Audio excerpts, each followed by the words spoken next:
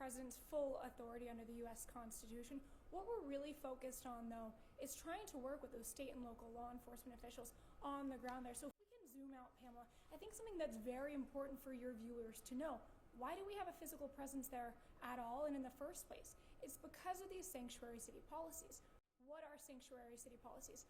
First and foremost is the fact that because Tim Walz and Mayor Frey have instituted these policies, we are not allowed into the jails. So as we speak, there are over 1,400 criminal illegal aliens sitting in Minneapolis' jails. We're talking about pedophiles, we're talking about rapists, even murderers. Those individuals will not be allowed to be turned over to ICE. So that's what we have to do, is have a physical presence on the ground so we can find those individuals when they're released and we can apprehend them. That's why we have that large physical presence. And I understand, I've actually been on the ICE ride along. It was much more targeted. I think what we're seeing here, and we're going to discuss this a little bit later, you're seeing more sweeps, you're seeing so many more agents than what has been done in the past. So I'm going to talk about that in a little bit, but I want to follow up on the question at hand. Does DHS believe it is currently able to do its job in Minneapolis, or do you need the military to come in and help you? I'm not going to get ahead of the president here, but what I will say, why we've surged resources, you mentioned that large footprint. The reason we're seeing that is because state and local law enforcement are not allowed to engage with us. If our law enforcement is being attacked or obstructed, which we're seeing that rampantly across the board time and time again, state and local law enforcement can't answer our calls for backup. That means the public is more at risk and our law enforcement is more at risk as well. Secretary Noem, your boss, said yesterday she will not be pulling out of Minnesota anytime soon. How many federal immigration agents are currently in that state, and how many more are being sent? I can't speak to how many more are being sent. We're looking around 2,500 on the ground there, and part of that is Homeland Security investigations, of course, as well. You all have covered that rampant fraud we've seen out of Minneapolis, $9 billion. That's just the tip of the iceberg. So our Homeland Security investigators, they're going around, they're collecting information, following leads, and trying to get accountability for the American people. Secretary Noem also told reporters yesterday that ICE may ask people to, quote, validate their identity when asked about Americans carrying proof of citizenship. Can you clarify what exactly that means? Do American citizens, as of now, need to carry their passports or other immigration documents to show that they're citizens? I am so glad you asked this question, because I think that there's a lot of confusion there about this. We have incredibly targeted immigration enforcement operations. So what's happening there is reasonable suspicion. If somebody is in the vicinity of this operation, of this target, then they could be asked for their identification. We've been vindicated by the Supreme Court, September of 2025. You all saw a case out of Los Angeles where they said we can use a reasonable suspicion. I think I've seen a lot on this network and other places where they're talking about this is racially based. Absolutely not. Racial animus is no place in DHS and is, of course, not used. We're using what is protected under the Fourth Amendment of the U.S. Constitution. All right, let's dive a little bit deeper into that. Absolutely. I want to play this video of a recent incident in Minnesota that has received attention. You can watch that.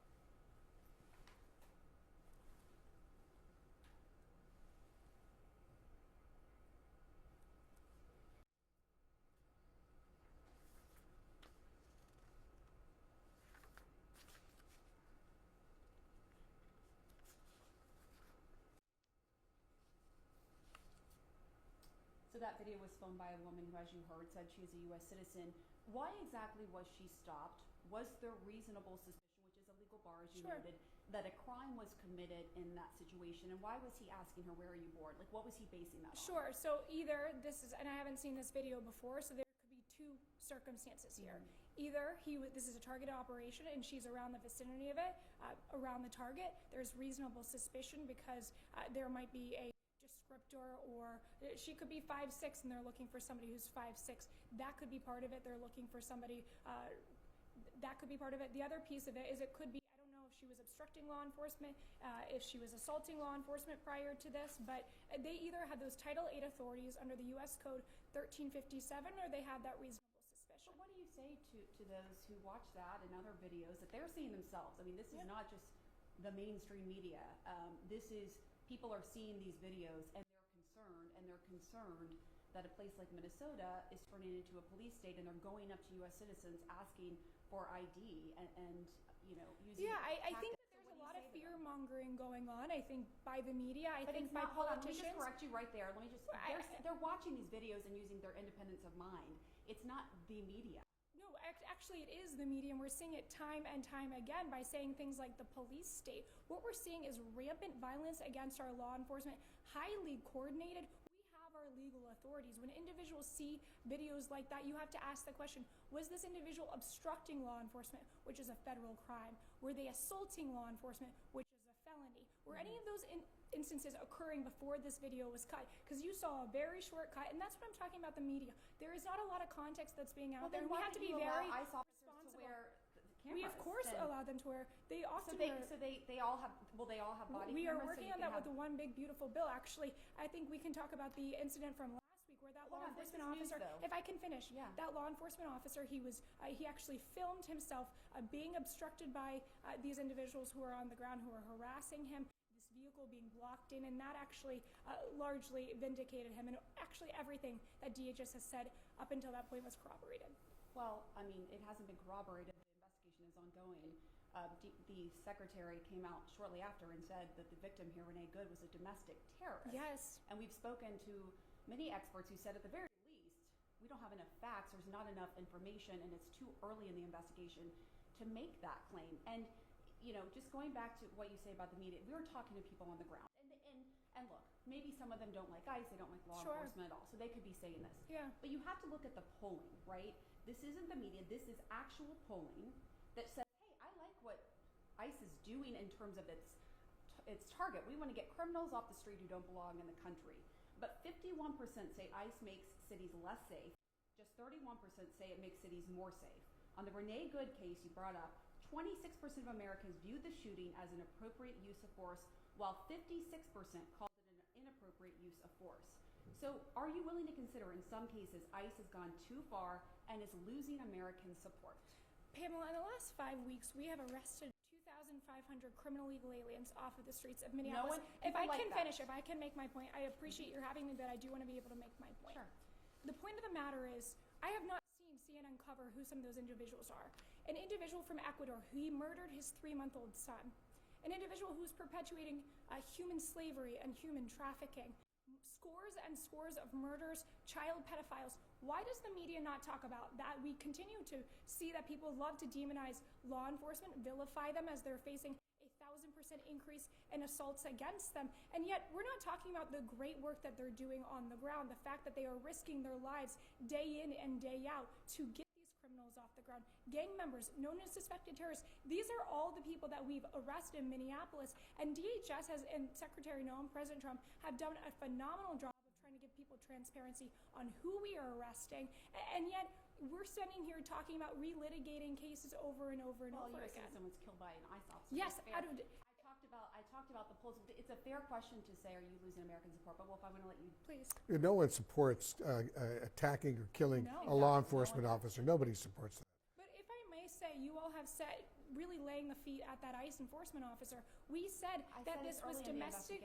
We said that this was domestic terrorism for a reason. This individual used a deadly weapon against our ICE law enforcement officer. That is and will be charged. In any of the cases, we saw 15 of these cases over the past week alone in Minneapolis.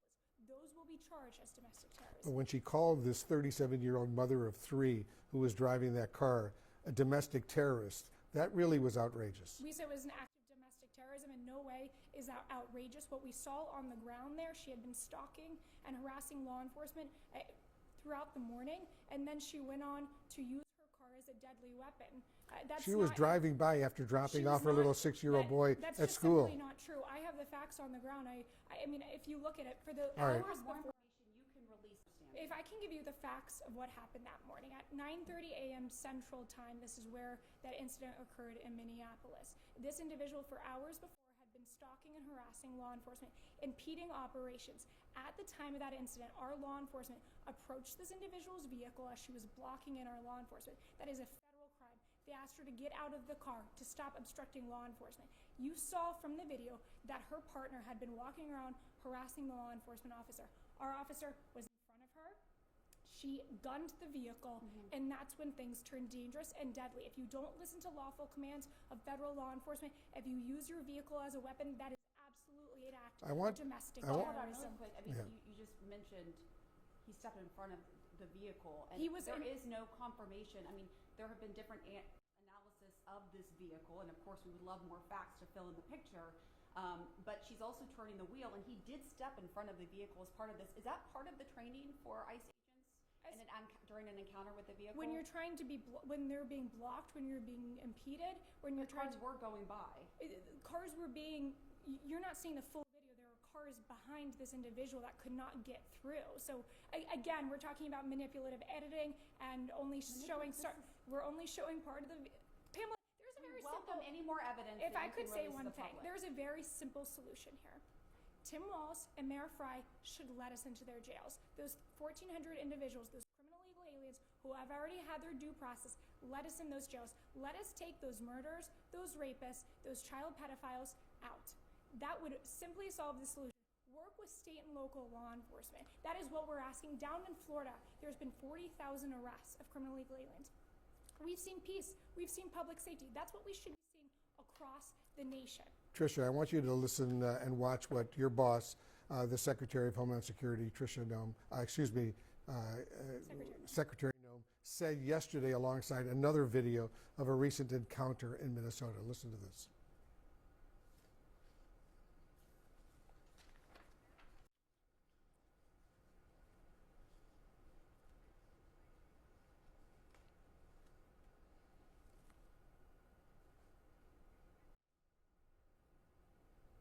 And we also saw that video of a woman being pulled out of her car as she was trying to simply go to the doctor. Is that what? That is, she was not going to the doctor. Is what you're seeing there? Are these the officers are trained to do? They cut off her seatbelt, they dragged her out of the car and took her out? This individual was actually arrested because she was time and time again impeding law enforcement officers. Again, a small snippet of this video.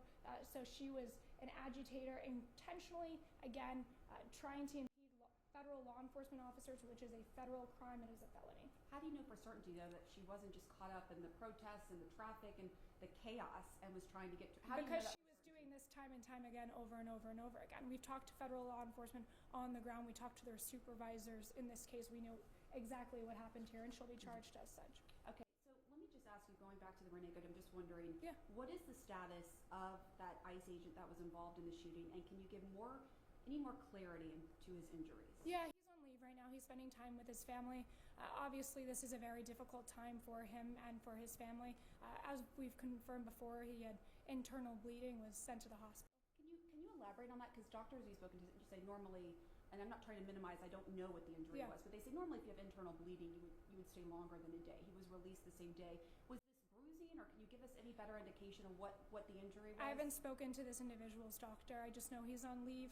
He was pretty banged up, internal bleeding, and we pray for him and his family. And this is, anytime there's a loss of life, it is a tragedy. In this case, it's an absolute tragedy.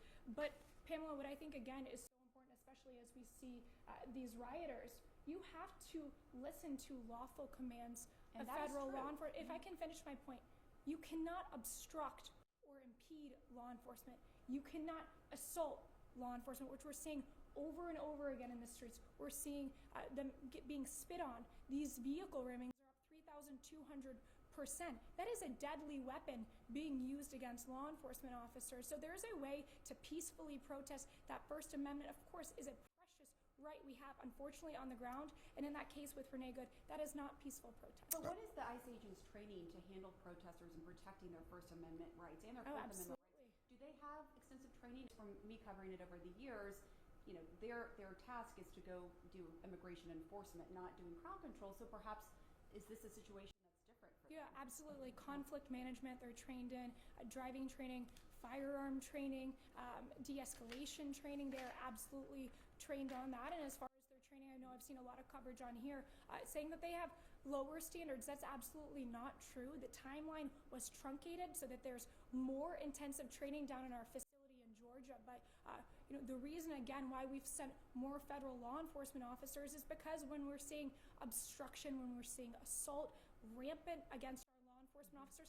they still need to be able to carry out their lawful duties and do those enforcement operations. So that's why we have federal law enforcement that's been surged there so that they can continue to carry out those duties. That's safe for the public, safe for the migrant themselves, and safe for our law enforcement officer. Again, just to reiterate what Wolf said, no one should endorse assaults against officers, impeding valid investigations. congregations and even the officials there in Minnesota have called for peaceful protests. But before we let you go, I want to ask you about the recruitment. You talked about, the training they get. Yeah. There's an ICE recruiting poster, and it read, quote, "We'll have our home again," that's gone viral. That phrase is cited as having ties to white nationalist groups in the U.S. and Canada and a database of symbols maintained by the Global Project Against Hate and Extremism. I want to let you explain that. And also, even if this is not intentional, do you denounce this if it's if this could be seen as a dog whistle to white supremacists? We'll have our home again is now a white nationalist dog whistle. I mean, what do they even what is that a dog whistle to? Well, by the way, I had a feeling you would ask me about this. I was when we'll have our home again. Explain, there's plenty of poems. It's gotten a lot of attention. Yes, and there's no reason that we should be manufacturing outrage. There are plenty of it is actually. There are plenty of policy disagreements we should be having, and I really believe we should be having. Manufacturing fake outrage is not that. There are plenty of poems, there are plenty of songs, there are plenty of books with the same title, and the fact that people would like to cherry pick something of white nationalism to make some sort of connection to DHS law enforcement, well, it's no wonder we're seeing such vast, rampant assaults against our law enforcement. It's no wonder Secretary Noem is facing so many threats against her life. I am Tom Homan. The board is because of garbage like this and people choosing to manufacture outrage. I think it's quite frankly embarrassing. Well, I wanted to give you the chance to respond. Again, this came from the Global Project Against Hate and Extremism. Thank you very much for coming on, Tricia McLaughlin. We appreciate your time to give DHS a side of the story. Absolutely. Thank you for having me.